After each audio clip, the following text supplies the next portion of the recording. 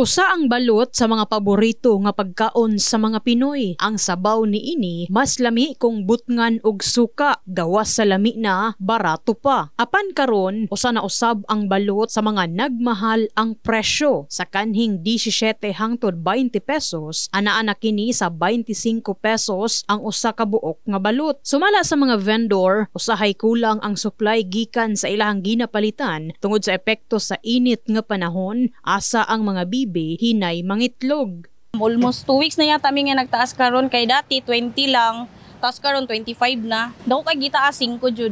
Kay tungod daw sa init, walay tubig na source sa sa mga palayan god, nya walay kay makaon ng mga bibi. Mo na siya nga nagmahal sila.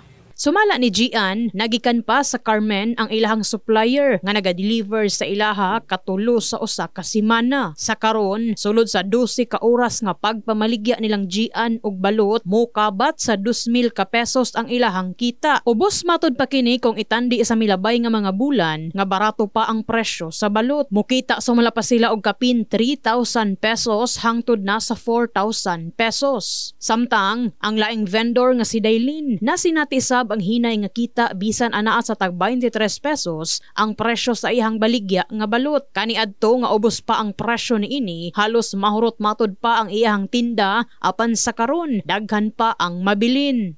Usahay mo baba man siya, usahay mo saka po, depende po para sa karon El Nino.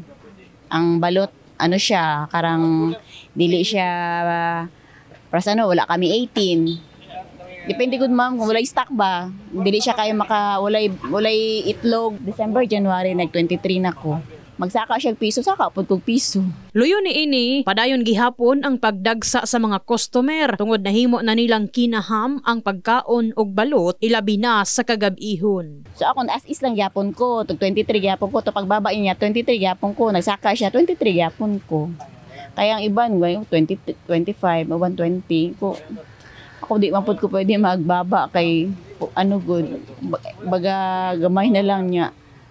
Ginalimpian pud baya namon. Usahay may mabilin, 3, 2 ka tray, depende sa among luto. In the heart of changing lives kini sa Enami Mugbon sa Brigada News Jansan, Brigada News.